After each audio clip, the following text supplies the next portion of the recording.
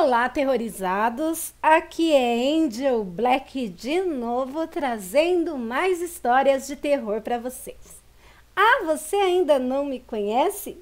Então considere assistir o vídeo. E se você gostar, se inscreva no canal, deixe o like, compartilhe o vídeo com mais pessoas e ativem as notificações do canal tocando o sininho. Aí, sempre que eu postar algo novo aqui na plataforma, ó, de pronto você vai ser notificado. E se por um acaso você não gostar, compartilhe com os seus inimigos e de quebra você já se vinga deles. E agora, vamos à história de hoje. Nesse ano, coincidiu o fenômeno da lua cheia gigante aparecer numa sexta-feira da Paixão. E próximo a um pequeno arraial em Congonhas, chamado Pequeri, dois irmãos e um amigo voltavam a pé para o arraial, depois de uma festa no centro da cidade de Congonhas. Eles iam pelas estradas nas margens da BR-040, por volta das 23 horas da noite, 23 horas, 23h30, enfim. E lá se depararam com uma cena que jamais esquecerão. Vão levar pelo resto de suas vidas. Um homem desconhecido vinha em direção contrária a eles, caminhando, meio que cambaleando, mas em passos bem rápidos, com as mãos cruzadas entre as suas costelas. Aflito, pálido, com a respiração ofegante, olhando toda hora para a mata, e com um campo aberto ao lado da BR se aproximando cada vez mais dos três jovens. E este passa entre eles, fazendo uma espécie de oração em latim. E ao ficar de frente a eles, interrompe a oração que fazia e suplica, numa voz trêmula e ao mesmo tempo com um som bem grave, pedindo para os mesmos que fossem para casa, ó, imediatamente. Palavras dele: apressem os seus passos sem ao menos olhar para trás. Imediatamente! E o estranho homem, após passar por eles e dizer isso, caminha mais um pouco à frente e sai da beira da estrada, indo em direção ao campo aberto para adentrar na mata. Os três, sem entender nada, continuaram andando e ironizando a situação, achando se tratar de um bêbado. Mas um deles ficou bastante preocupado com tal homem, deduzindo que poderia ser um homem precisando de ajuda, podendo até estar machucado ou baleado. Então, os três resolvem voltar, ir atrás do homem, seguindo as pegadas. E qual foi a surpresa quando perceberam que ele adentrou no campo aberto com a grama alta? E eles, ao irem atrás, encontraram mais à frente algo que os impressionou bastante. As vestimentas do tal homem, todas largadas na grama. A camisa rasgada, como se fosse tirada do corpo com agressividade. As calças e os sapatos bem sujos, como de quem tinha acabado de cair ou até mesmo ter rolado no chão. Ah, e o mais surpreendente, uma corrente de prata com um medalhão com a cruz de São Bento, também na grama alta, como se tivesse sido arrancada com raiva. Os dois irmãos e o amigo ficaram ainda mais preocupados com tal homem, se perguntando, o porquê daquilo, pois não havia rio ou cachoeira perto dali, e também pelo horário, e aproveitando a claridade da lua naquela noite, eles resolvem seguir um rastro no campo aberto com a grama alta. O rastro, ainda aberto, parecia como se fosse deixado por um cachorro. Eles seguiram esse rastro até o fim. E no final desse rastro saíram em um campo, já dentro da mata fechada. E lá escutam um estrondoso e aterrorizante rugido, que ao mesmo tempo se confundia com um grito, ou até mesmo com um uivo. Os três jovens, agora preocupados, não só com o homem que eles foram atrás, mas também com a própria segurança, após ouvir algo que eles nunca ouviram ou presenciaram, nada parecido, digamos assim, em toda a vida deles. E aquilo parecia estar cada vez mais próximo. E eles começam a correr, fugindo do local. E quando os três, enfim, conseguiram sair da mata fechada, cruzaram o campo aberto, já próximo à estrada, eles olham para a entrada da mata, a uns 15 a 200 metros de distância. E com a claridade da lua gigante refletindo na grama alta, eles conseguem ver, mas ver bem nitidamente algo inexplicável. Uma criatura bem maior que um cachorro dos grandes, em 4 patas, repleto de pelos e com dentes bem compridos, salivando, grunhindo e com os olhos amarelados fixos nos três. Ou seja, aqueles olhos estavam fixados em suas 3 possíveis presas. Mas, como eles estavam a uma distância até que considerável da criatura, não se exaltaram e continuaram correndo até a entrada do arraial. Quando eles já estavam em casa, apavorados, trêmulos e tentando entender o que tinha acabado de acontecer, o que tinham acabado de presenciar, e também tentando fazer uma ligação entre a criatura e o homem que tinha passado por eles minutos antes. Um dos três, então, ficou bem pensativo e perguntou aos outros dois: e se aquilo que acabamos de presenciar se tratar de um lobisomem? Os três, ao mesmo tempo, ficaram pensativos e sem saber como reagir ou como absorver tudo aquilo que vivenciaram, tudo aquilo que era demais na mente deles.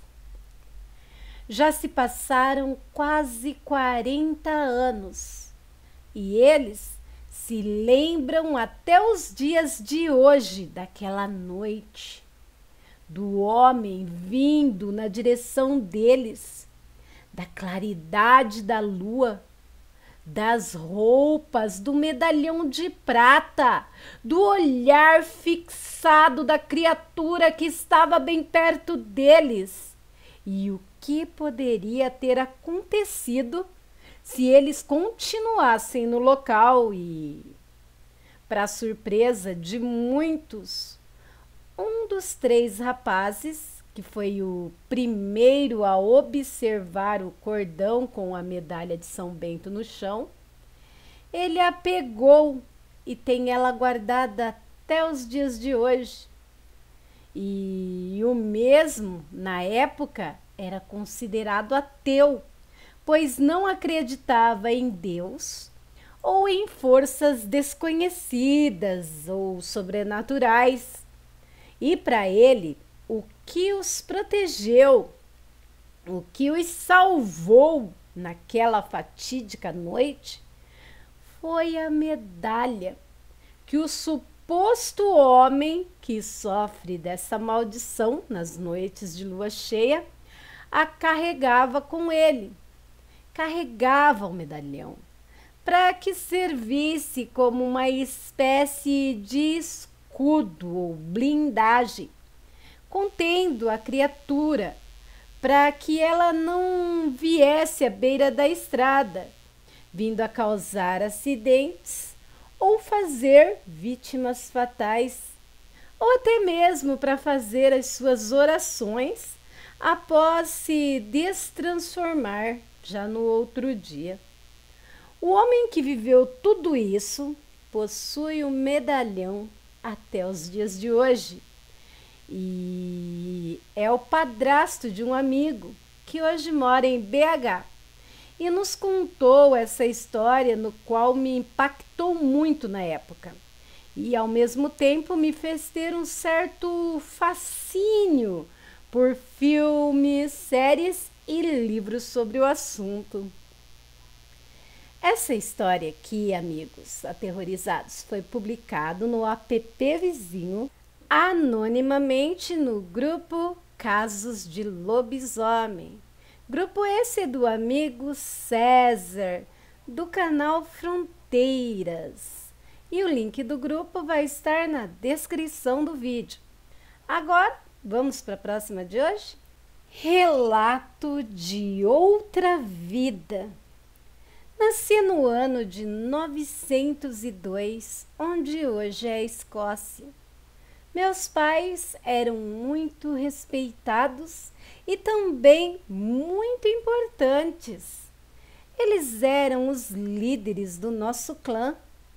Viviam muito felizes. Nossa casa era um castelo de pedras sobrepostas com uma muralha de pedra também. Tinha 2 torres. Uma era voltada para o mar e a outra voltada para os campos. Se alguém viesse de fora, os vigias iriam ver para avisar. E o castelo também ficava bem no alto. E fora do castelo haviam várias casas de pedra também. Contando todas as pessoas do clã, nós éramos mais de 100 e tinha algumas pessoas que trabalhavam para o meu pai nos meses mais amenos e acabaram sendo aceitos no clã, mas eram bem poucos. Trabalhávamos muito, mas éramos muito felizes. Haviam poucas brigas e todos eram bem alegres. Eu era casado com a minha prima e nós não podíamos ter filhos. Meus pais tiveram 9 filhos e todos os meus irmãos tinham filhos.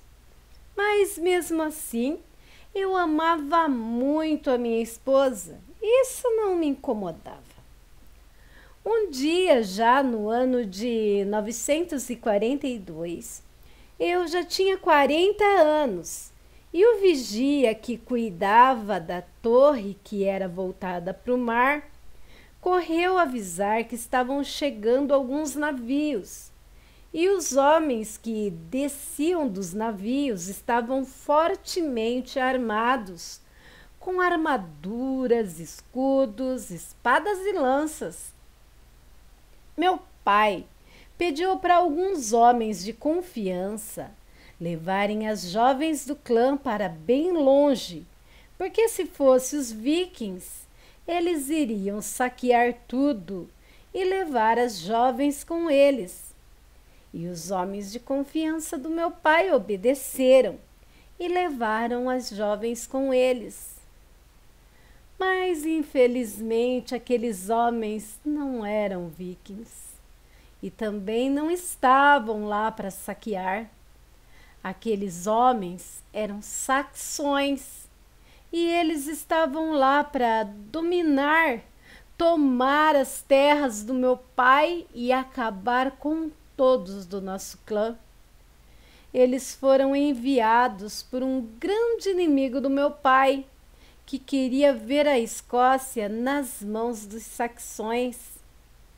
Eles não tiveram dificuldades para entrar no castelo, porque nós não éramos soldados, e fizeram um grande massacre. Me lembro que levei uma machadada do lado esquerdo do peito e também fui perfurado por uma espada na perna, vindo a morrer junto com meus pais e irmãos e etc.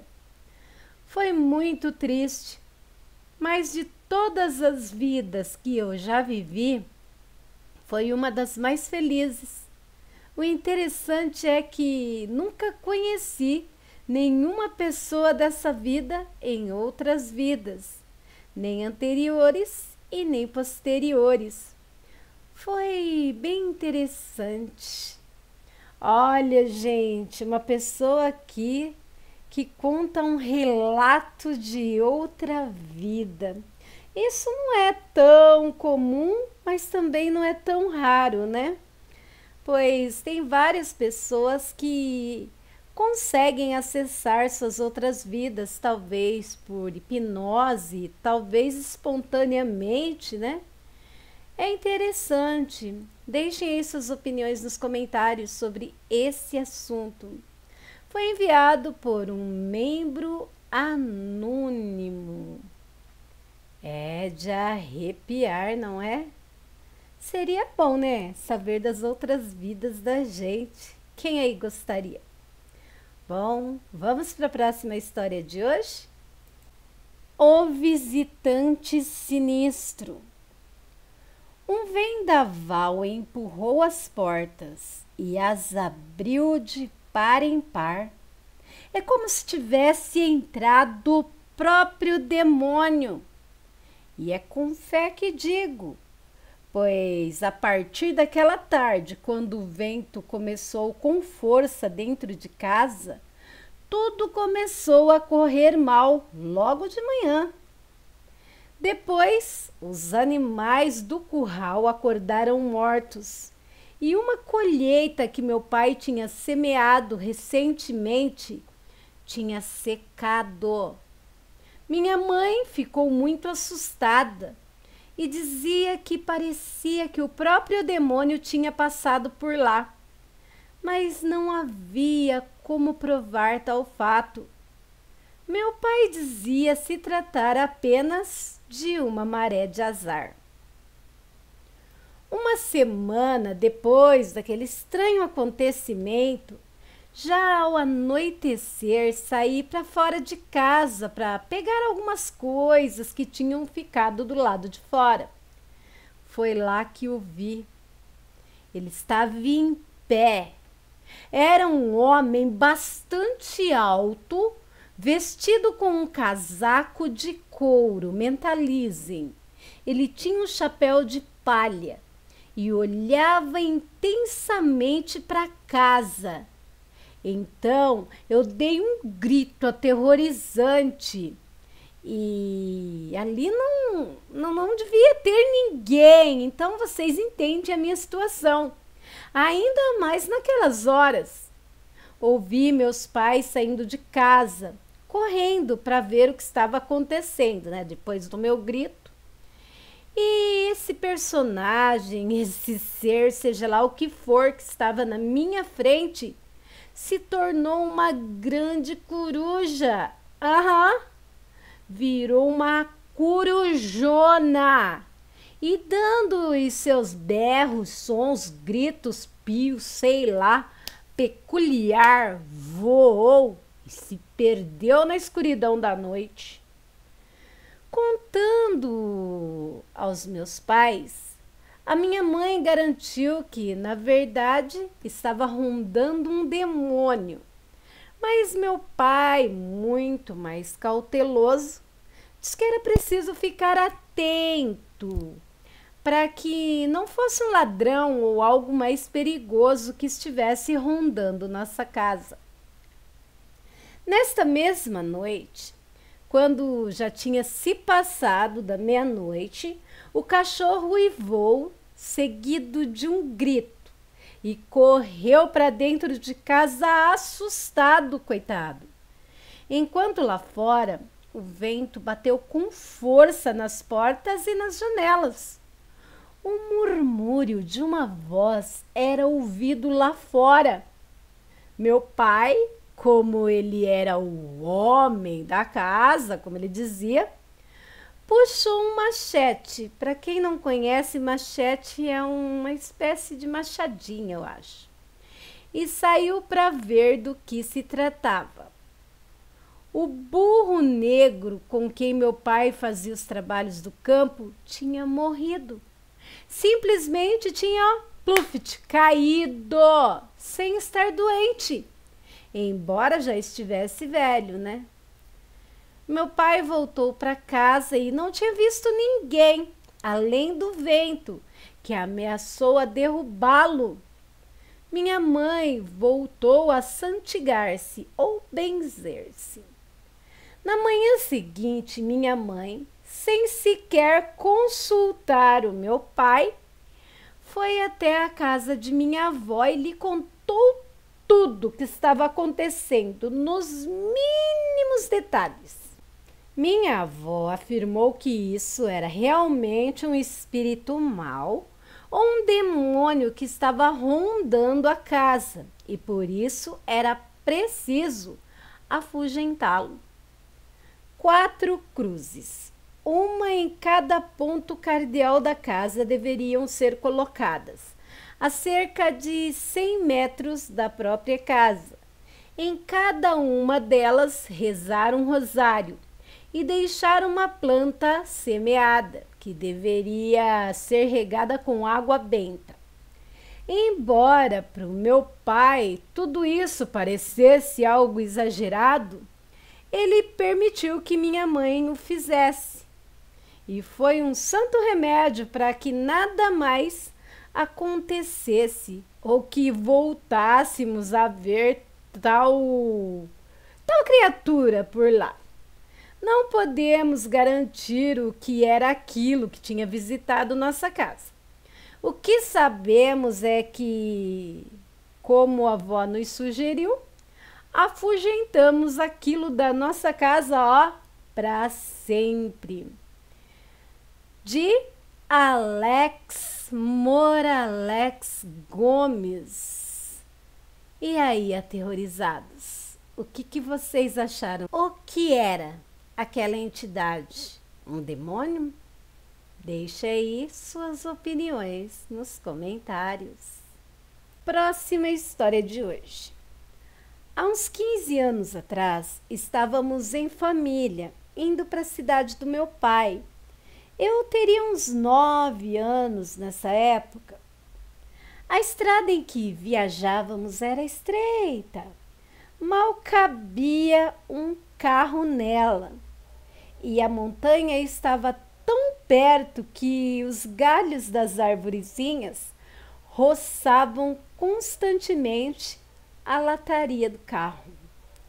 E como se isso não bastasse, era de noite e a escuridão, esta cobria tudo, exceto o reflexo fraco das luzes do carro. Estávamos conversando, tentando não sentir o trajeto que era longo, quando de repente surgiu do nada um cavalo que saiu do monte a toda velocidade e atravessou na nossa frente. Meu pai não teve tempo de reagir e nem de travar, pisar no freio. O impacto foi inevitável e nos abalou com uma violência que nos deixou sem fôlego. Quando abrimos os olhos, o para-brisas estava partido, um enorme buraco no vidro. Isto era a prova do impacto. No entanto, o mais estranho foi que, ao descer para verificar o que tinha acontecido, né? O cavalo tinha desaparecido. Não havia rastro de sangue, nem pegadas, nem sequer uma pista de para onde aquele cavalo poderia ter ido. Ele simplesmente desapareceu. Ficamos ali, no meio da estrada, tentando assimilar o que tinha acontecido. Como é possível que um impacto tão forte não tivesse lhe causado dano? Além disso, o que fazia um cavalo tão bem cuidado no meio do monte, ali na montanha, longe de qualquer cidade ou curral? Nada mais fazia sentido naquele momento. Finalmente, depois de vários minutos de silêncio e olhares desconcertados, né? Voltamos para o carro e continuamos o nosso caminho, ainda comentando o evento. Essa noite ficou gravada na minha memória, não só pelo estranho incidente, mas pela sensação perturbadora que o mesmo deixou. Como se aquele cavalo tivesse sido mais do que um simples animal perdido. Eita! História de Y Polanco e foi postado no app vizinho por Reze Antes de Dormir. Olha, aterrorizados, essa não é a primeira história que ouço da pessoa ver um animal, uma pessoa atropelar e depois não ter mais nada. Ficam sim as marcas no carro, mas seja lá o que foi atropelado, desaparece. Isso remeteu a uma história que eu ouvi, não me lembro onde, que um casal de namorados saíram de um baile um pouquinho mais animados, sabe, do que deveriam? E a moça, digamos, estava brincando muito ativamente com o brinquedo do namorado. Eu mesmo estava já com algumas canjibrinas na cabeça, sabe, álcool. Mas isso não vem ao caso para o que eu vou contar. E naquela animação toda, né? Ele perdeu a concentração da direção. Quando ele olhou na estrada, ele viu uma moça. Ela estava toda de branco, atravessando a pista. Ele pisou no freio com tudo, mas mesmo assim bateu na moça com tudo. Eles sentiram a pancada, uma pancada muito forte, que afundou a frente do carro, sabe? Não assim um estrago, não, mas afundou a frente do carro. Ele botou a mão na cabeça, ele gritava, matei a moça, matei a moça. A namorada até esqueceu que estava brincando com o negócio lá, começou a gritar e a chorar também. Quando eles se recuperaram, passado o choque, desceram os dois do carro e foram ver se dava para acudir a moça, né? Levar para um hospital ou algo do gênero. Não havia nada na pista. Procuraram do lado assim do acostamento direito, no acostamento esquerdo e nada da moça. A frente do carro afundada assim, sinais de atropelamento, mas não havia nada, nenhuma mancha de sangue, nada, nada, nada. Foram para casa, né, nervosos. A moça pousou na casa dele. No outro dia, assim que clareou o dia, ele pegou o carro do pai e foram os dois verificar lá. Tinha o queimado de pneu, onde, né, teria acontecido acidente. Eles desceram do carro, bateram todo o acostamento do lado direito de novo, do lado esquerdo também. Nada, nem sangue, nem nada. E não sabem o que aconteceu. Eles até evitam dirigir à noite. E ficaram com medo, né? Pois não sabiam que fantasmas poderiam ser tocados. E se eles atropelaram alguém, aonde essa moça foi parar? São perguntas que nunca obtiveram respostas. E aí? O que vocês acham que aconteceu? Deixem aí suas opiniões nos comentários. Ah, mais ainda, se você conhece alguma história parecida com essa, não se faça de rogado. Envie para o e-mail do canal que está na descrição do vídeo e eu ficarei muito honrada em contar aqui no canal para quem passar por aqui. E você aí, ó, ficou até o final do vídeo, né? Gostou? Então, considere se inscrever aqui no canal. Vem para minha alcateia, você também vem. Será uma honra ter você por aqui.